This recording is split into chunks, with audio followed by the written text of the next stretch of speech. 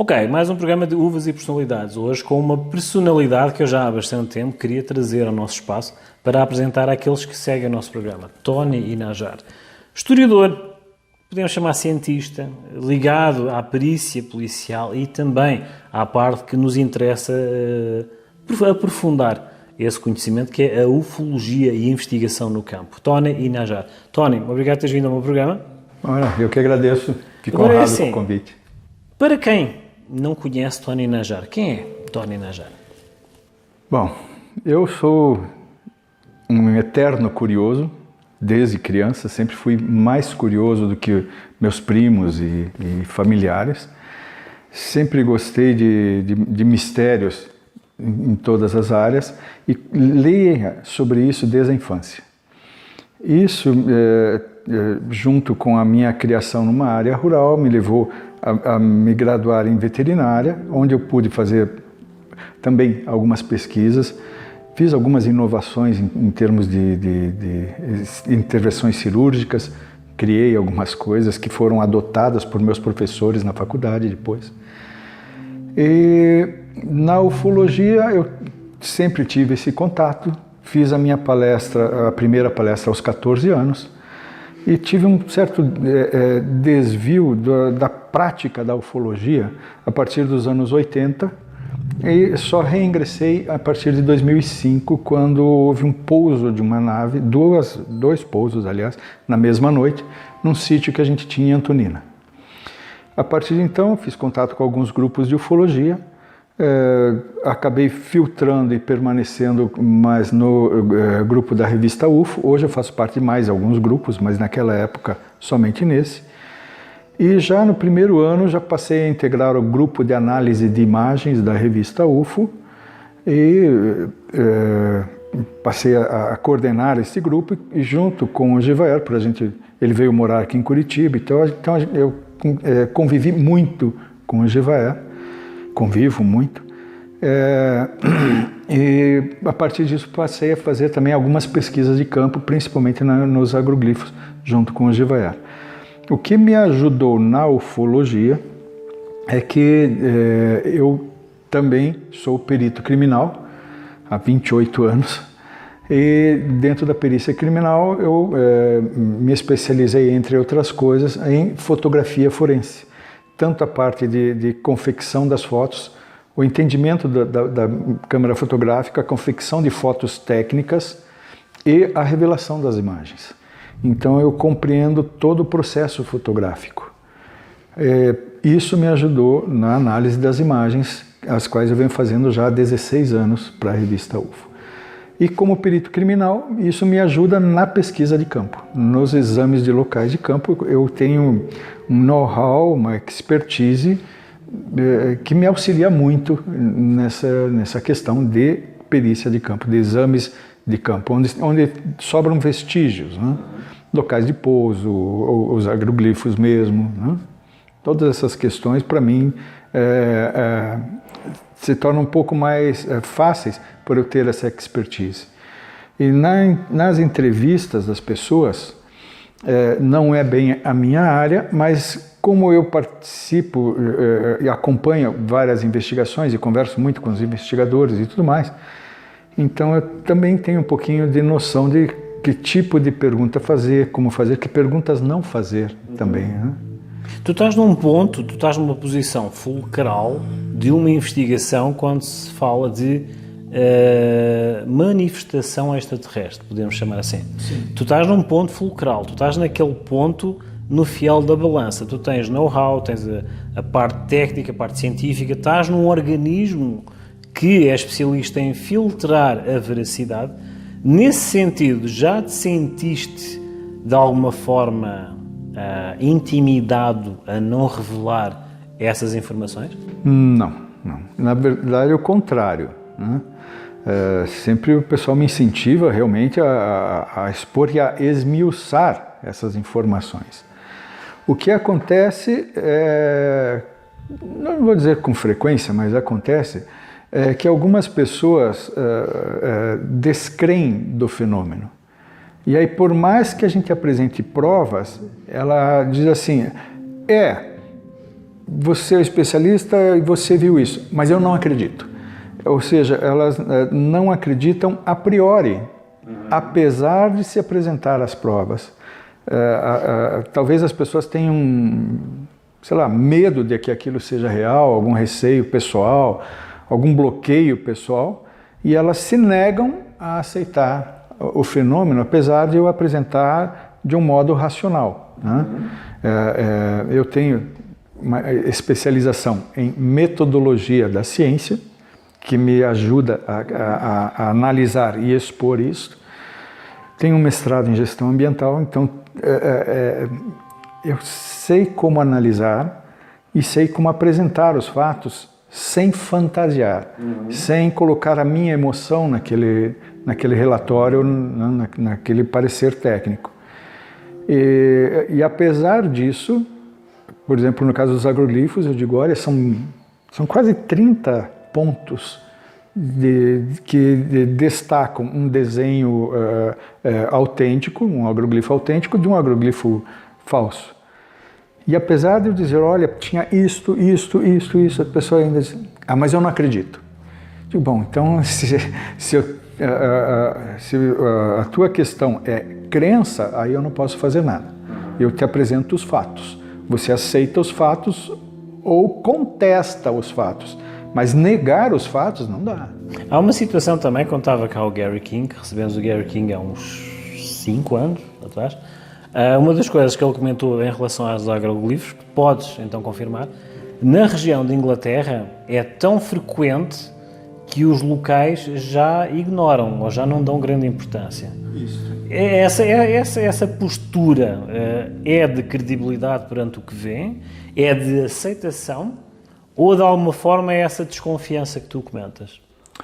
Olha, quando eu estive lá na Inglaterra, eu fui em 3 agroglifos, com o Gary King, né, e o Gevaert também.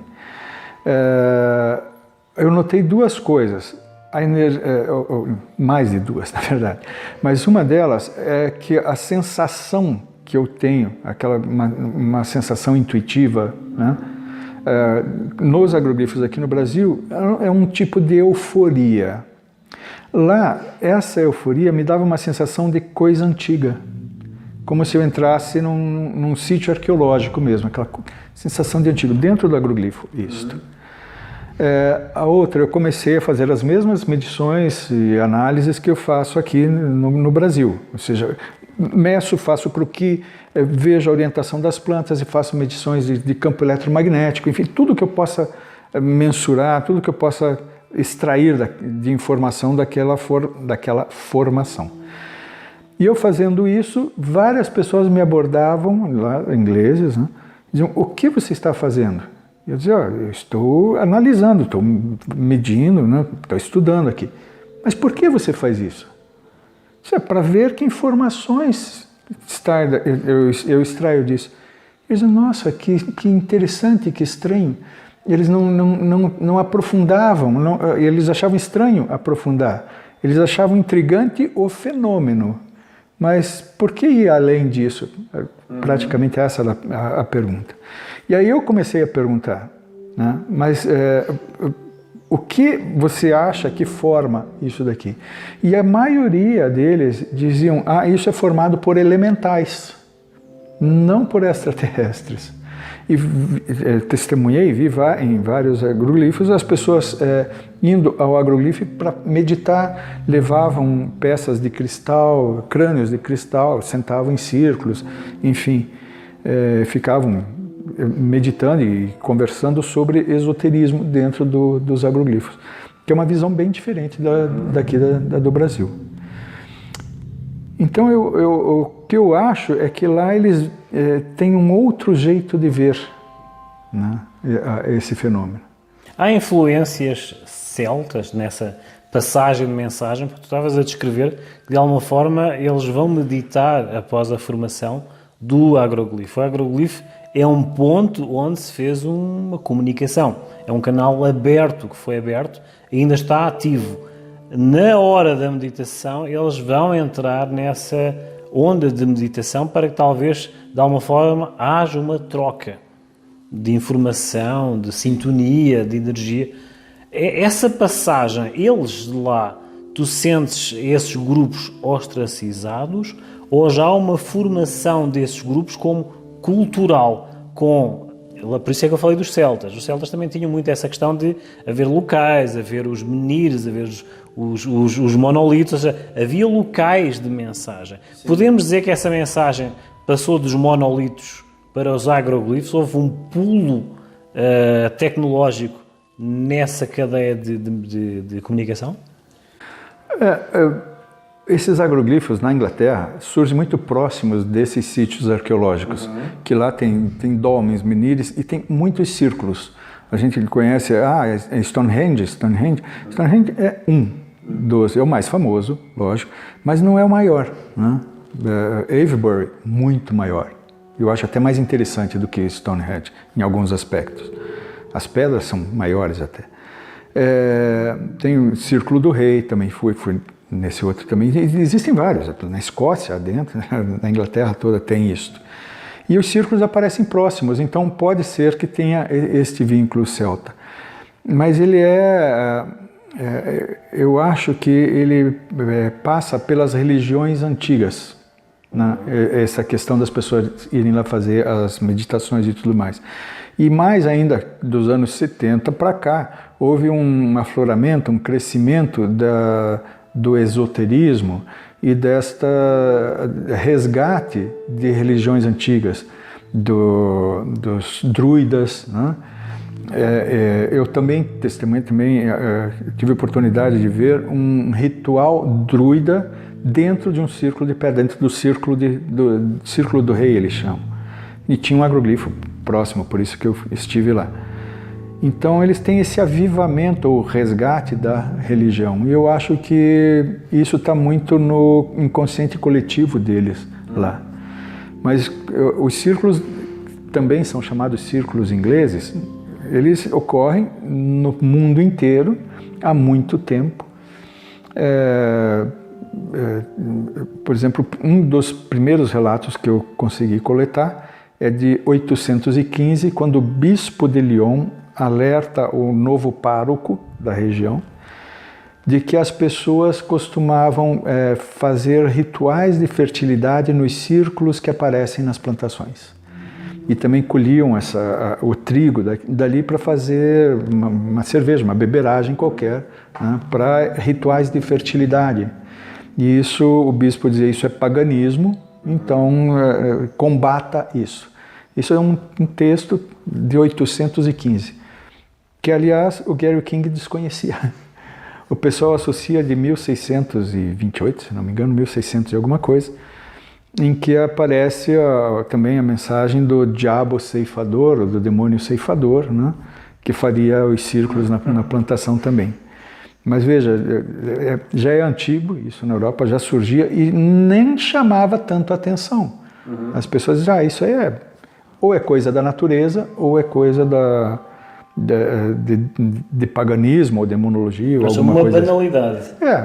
Já não lhes causava espanto mais, né? Agora vou apanhar esse gancho, como vocês dizem. Eu estava a ver um trabalho do Tony e a senhora Maria de Medeiros estava com ele, juntamente, vão estar a falar da nova era de acesso ao nosso ser, haver uma introspeção para nos conhecermos a nós próprios, para haver essa leveza.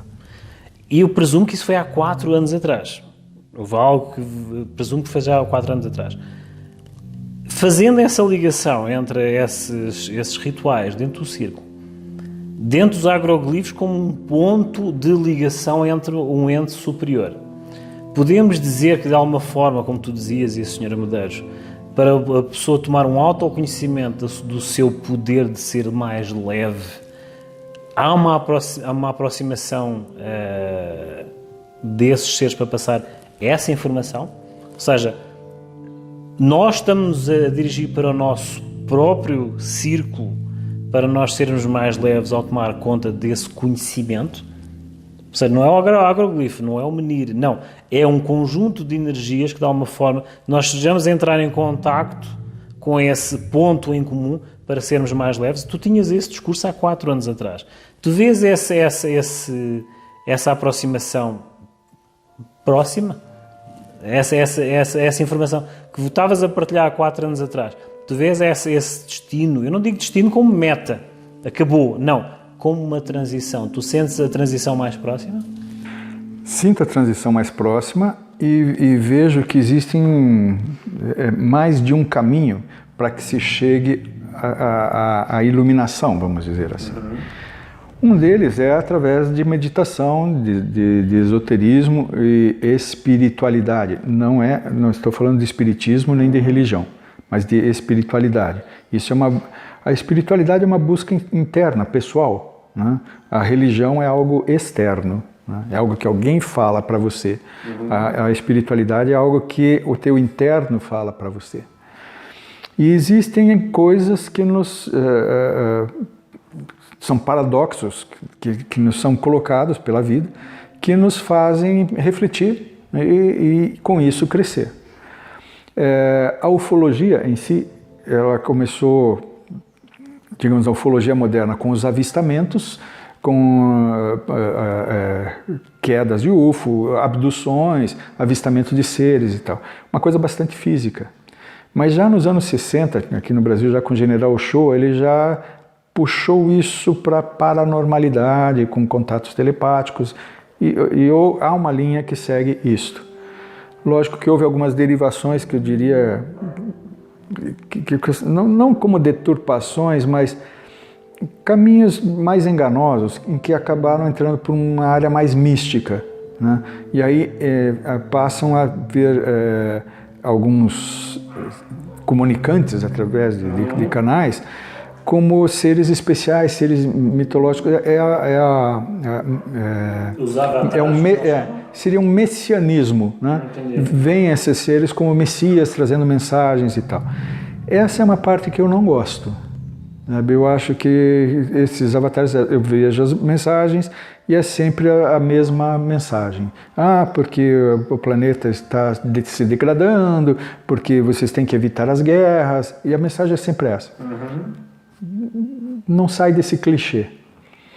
Então, isso para mim eu descarto, não a priori, leio, mas basicamente eu descarto.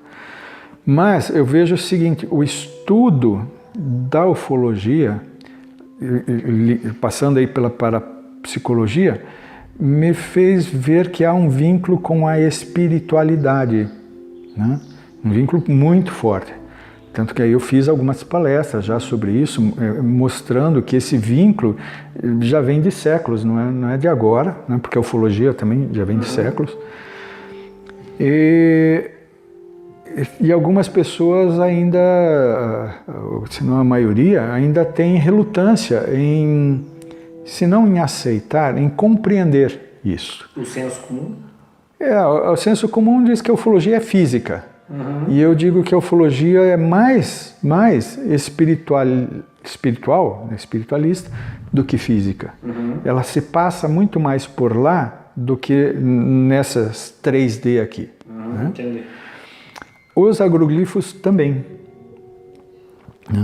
Então, voltando um pouquinho, eu já vi alguns canalizadores, alguns médiums, que apresentam notícias do contato de extras a nível de espiritualidade, né? São notícias muito interessantes, em que eles já se apresentam na sua forma, e inclusive ministram palestras, aulas, na sua forma original, na espiritualidade. Então, das minhas palestras, eu digo, o contato já ocorreu lá. Só eles não podem interferir aqui. Não é que não possam. Aqui nós estamos num período ainda de provas e expiações. Nós estamos em prova. É a mesma coisa que uma família vem visitar outra, né? E um dos elementos está na escola fazendo uma prova do colégio, uma prova escrita. Eles não vão lá interromper a prova e dizer, nós viemos aqui te visitar. Eles esperam terminar aquela prova para se apresentar. Não é o momento de se apresentar. Por isso que se diz, quando o planeta der o salto, aí sim é o momento, porque daí deixa de ser um planeta de provas e expiações, né? Nesse contexto podemos dizer que nós somos crianças em crescimento, nós somos a imagem de algo superior ainda em evolução. Eu não colocaria como crianças, eu colocaria que a gente está numa fase em que nós precisamos aprender muitas lições. Né? Para você poder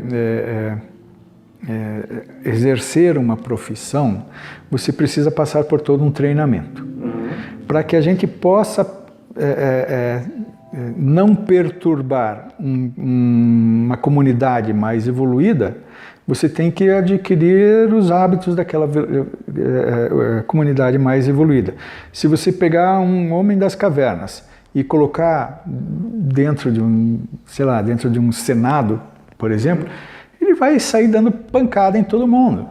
Ele precisa passar por todo um processo de educação. Nós estamos nesse processo. Entender. Nós estamos sendo educados ou reeducados, né? Por isso provas e expiações, porque a gente fez algumas coisas erradas e disse, não, peraí, vocês precisam de uma lição. E nós estamos nessa fase, terminando talvez, alguns os que não terminaram aí vão para outros locais, e aí é que entra esse vínculo com a espiritualidade. Todos eles dizem, existem infinitos planetas praticamente na nossa galáxia e cada um tem o seu grau de evolução e eles estão também em níveis, frequências vibratórias diferentes. Então os que estão acima de nós vibram em outra faixa, por isso a gente não os vê, mas eles conseguem, através da sua tecnologia, girando botões, eles conseguem baixar a frequência e se tornar visíveis caso eles precisem fazer algum estudo, alguma missão aqui. E aí entra esse vínculo com a nossa espiritualidade também, em que a espiritualidade está numa outra faixa de frequência, que é muito mais fácil para eles se comunicarem nessa faixa de frequência do que ter que baixar tanto para chegar aqui na 3D. Na sequência, podemos dizer que os deuses eram astronautas? Sim, com certeza. Desde que eu li eram os deuses astronautas, carruagens de fogo, né, numa tradução mais correta, eu entendi isto, né, e desde então eu venho questionando e aí religião alguma mais me serviu, né, porque aquilo que eles apresentam como anjos e a voz de Deus e manifestações de deidade, enfim, eu já vi que, para mim, aquilo é muito mais ufológico do que qualquer outra coisa. Para finalizar, António, é assim, eu geralmente costumo fazer duas perguntas mais intimistas, tá? Qual foi a frase, o texto ou alguma máxima que de alguma forma te acompanhou em todo esse currículo, que já é conhecido, que tu queiras partilhar? Uma máxima, uma frase que sempre te acompanhou dia a dia. Nikola Tesla, pensem no universo em termos de frequência e vibração. É isto. Esta frase é o que, para mim, norteia a ufologia, norteia os agroglifos. E agora, um comum mortal conhece pela primeira vez o Tony. O que é que eles leem nos teus olhos? Essa pergunta é difícil. Talvez vejam curiosidade, né? Que eu tenha esse lado curioso, né? Mas a nível de formação, a pessoa tens o profissional e tens o pessoal. Um comum mortal conhece o teu currículo. É muitas vezes inacessível, tá? Não é questão de ser estrela de cinema, não, estamos a falar de nível cultural, nível de bagagem, estudioso, etc. De alguma forma, o comum mortal faz uma distância por uma questão de respeito, correto?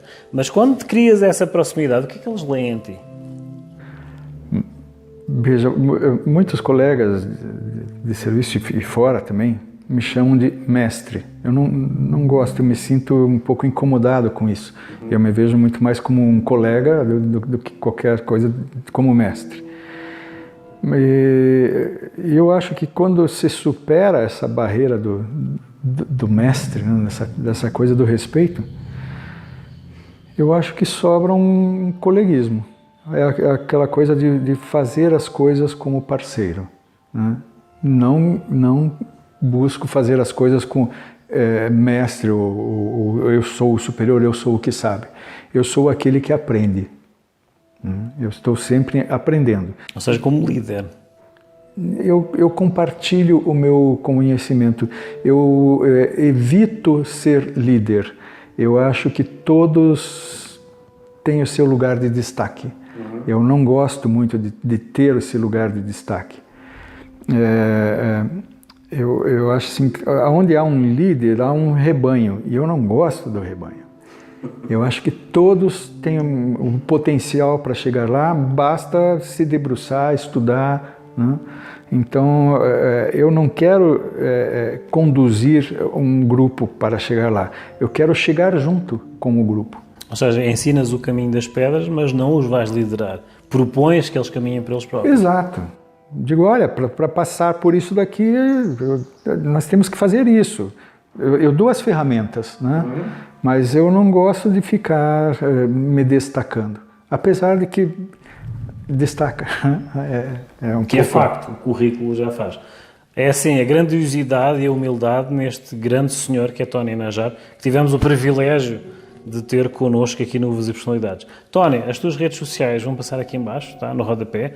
Contactos oficiais, tá, contactos oficiais para algum tipo de esclarecimento e muita documentação que ele tem a partilhar nas redes do YouTube e entre outros grupos de estudo que eu aconselho que vocês vejam, estudem, observem e assim esclareçam-se. Que assim está aqui um grande senhor, um grande currículo com uma porta bem aberta para aqueles que de alguma forma queiram ver algo mais, uma frequência ou uma vibração. Tesla, no final. Obrigado por nos terem acompanhado. Tony, obrigado por teres vindo ao meu programa. Eu que agradeço. E aqui nos despedimos até um próximo episódio de Uvas e Personalidades. Obrigado.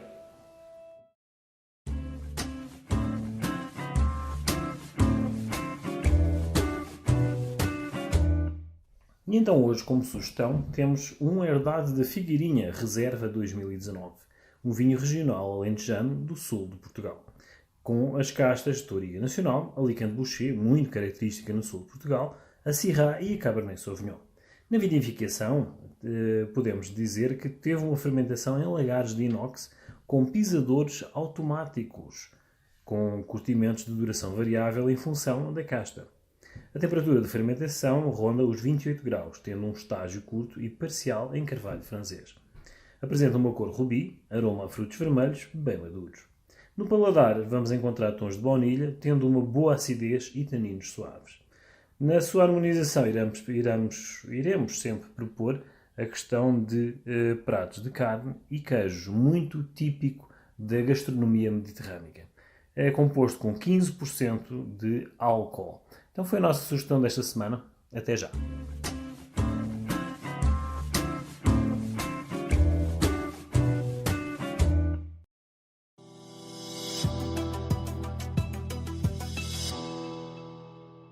Olá, então eu sou Tony Najjar, sou ufólogo, veterinário, perito criminal e curioso sobre algumas outras coisas.